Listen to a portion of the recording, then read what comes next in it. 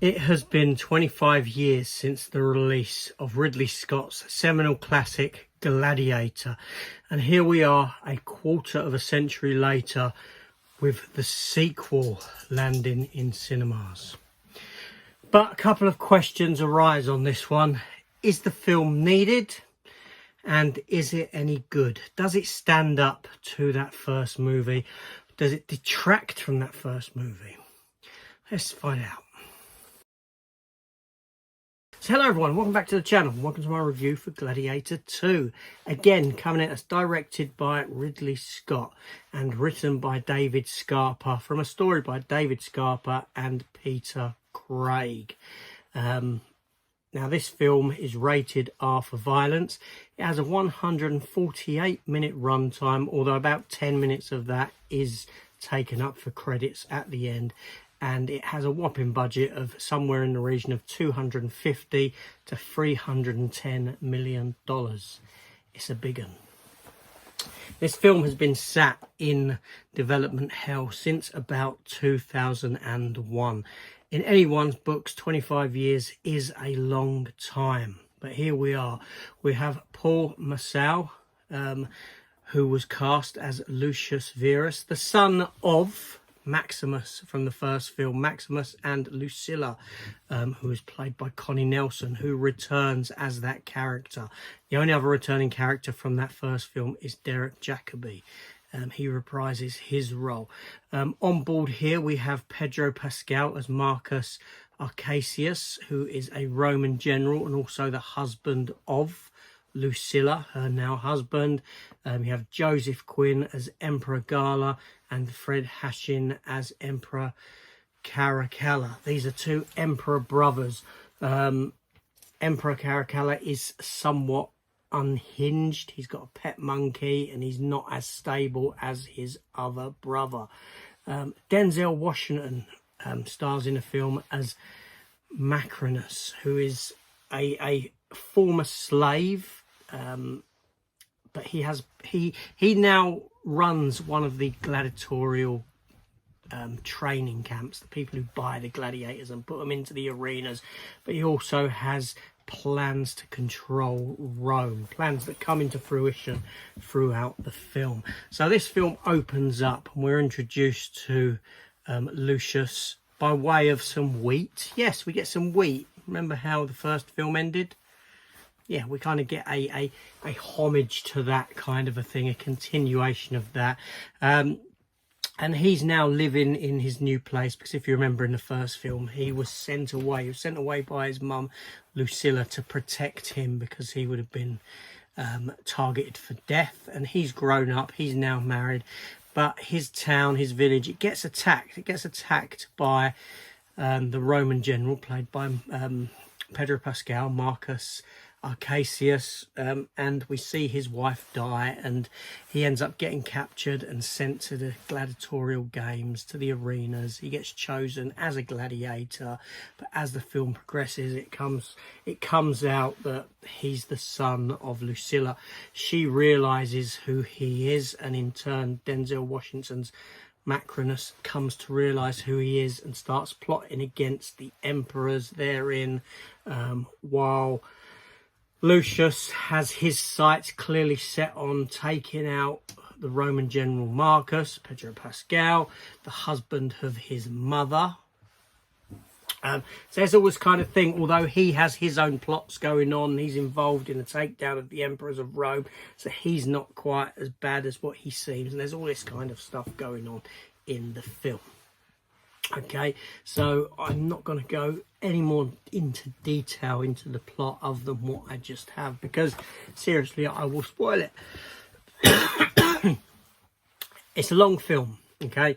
It's roughly about just over 2 hours and 15 minutes with without the end credits scene, but it doesn't feel that long. Now this is a spectacular looking film. All the money is there, the sets are amazing, you know, the costume, the dress, it's all amazing. The violence, it's there in dribs and drabs. It's not as violent as what I thought it may have been, but it's there, you know.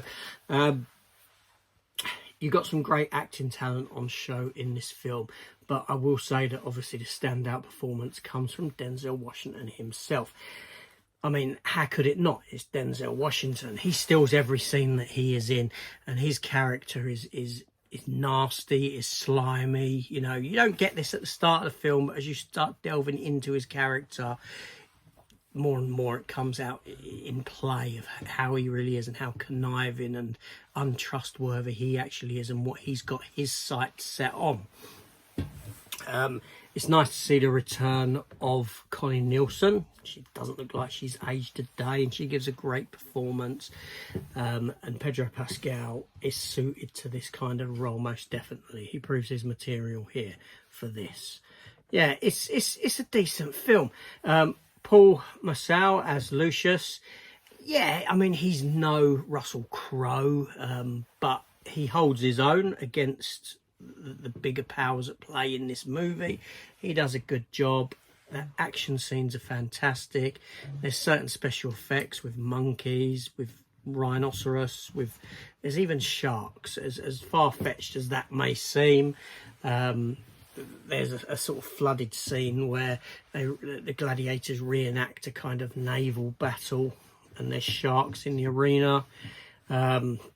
Okay, all right, you know, it has been said that, you know, it's been known that, you know, that the Romans would sort of reenact battles and this sort of a thing, but flooding the arena, getting sharks in it, I don't know if that's just a little bit outside the territory of realism. Now, as this film began, I thought to myself, yeah, you know, this is a spectacular film. This looks great. And it actually works as a story. It does work as a continuation of that first film. It's kind of there's nothing wrong with the way in which they've continued it. It works. It kind of makes sense. It doesn't feel like it's just another gladiatorial film with the title Gladiator slapped onto it. There's reason, there's been. And the fact it's been 25 years actually works in favour of the film, because you've got a huge time frame anyway between the events of that first film to this film. So it kind of it adds to the allure of the movie, in that, you know, you feel like you may be one of these people in the crowd sat in the gladiatorial arena watching what's going on and remembering Maximus from all these years ago, and here we go, we've got his son and this sort of thing. Do you know what I mean? There's that kind of impact to it as well, so that works in its favour. Ridley Scott is back on form in his directing chair. I think that a few of his films over the past few years have been somewhat mediocre. He hasn't been as good as what he used to be, but here he is back on form, and we've been given a great film by him. Yeah, this is a really good film. I'd say the only thing it lacks is the emotional impact that the first film had. It's very light on the ground where that's concerned, and it is very similar in what it does to the first film, but I mean, what more can you really do with it? I don't know. Apparently there is the idea of a third film in the works. We'll see if that comes to pass or not. Does Russell Crowe make an appearance in this film? Spoiler warning here. He does, in the form of flashbacks and things like that. There is that connective tissue to the first film. He is a big part of the film, in a sense, in the story. Yeah, he's all over the film, so to speak, for want of a better term. It's a bloody good film. It's a really good film, well worth going to see, especially if you're a fan of that first one. It certainly doesn't tread on the toes of that first one and bring it down. It's not as good, but do you know what? It's a damn fine sequel.